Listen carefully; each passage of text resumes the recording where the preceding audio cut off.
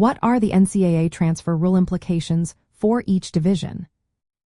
Imagine being a student-athlete trying to find the right balance between your sport and your studies. The rules around transferring can make that journey smoother or more complicated. Let's break down what each division requires when it comes to transferring under the NCAA transfer portal and compliance rules. Starting with Division 1, the biggest change is that athletes now have more freedom. As of April 2024, you can transfer multiple times and get immediate eligibility to compete at your new school if you meet certain conditions. You need to be in good academic standing and transfer during your sport's designated window.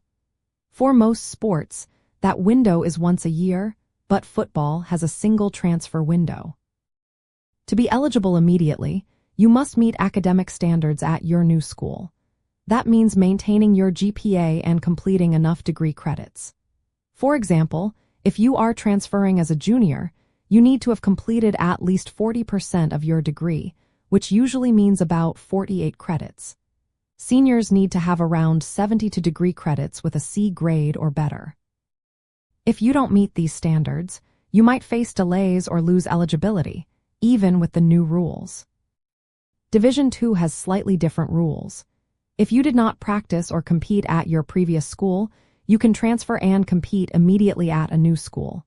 But if you did compete, you usually have to sit out a year unless you meet specific exceptions.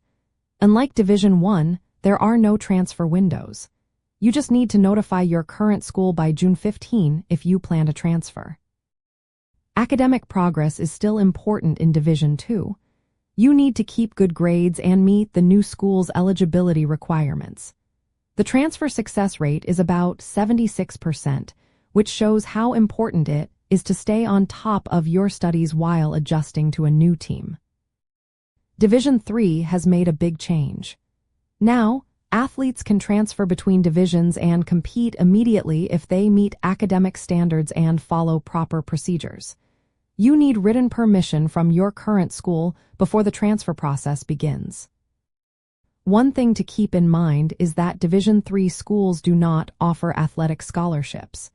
If you transfer from a higher division to Division 3, you lose any athletic aid.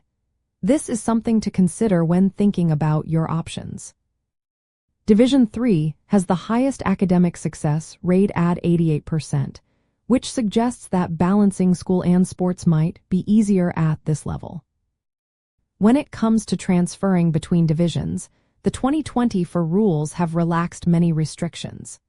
You can move from Division 1 to Division 2 or 3, or vice versa, and still be eligible to compete right away if you meet the academic and transfer window requirements. If you transfer from Division 1 to Division 2, you need to be in good academic standing and transfer during the official portal window.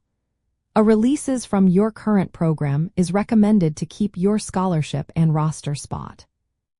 Transferring from Division 3 to Division 1 or 2 is now possible without needing a waiver, as long as you meet the NCAA Eligibility Center standards and follow the proper procedures.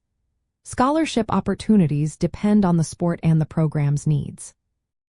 Understanding these rules is key when planning a transfer. The immediate eligibility rules mean you can compete right away, but you must be ready to handle a new academic environment and athletic schedule. Transfer credit limits can also affect your progress. Some schools only accept a certain number of transfer credits, which might delay your graduation if you transfer late in your college career. No matter the division, maintaining your GPA and academic progress is essential. Falling behind academically can prevent you from transferring or competing immediately, even if you're a talented athlete. Timing your transfer is also important. The portal entry windows vary by division and sport, so planning ahead is necessary to avoid delays. Missing a window could mean waiting an entire year before competing at your new school. Statistics show that while many athletes enter the transfer portal, only a small percentage successfully transfer to a new program. This highlights the importance of careful planning and understanding both athletic and academic requirements. Knowing these rules can help you make smart decisions about your athletic and academic future. Whether you want to transfer for more playing time, a better academic fit, or other reasons, understanding the NCAA transfer rules for your division is the first step toward a successful move.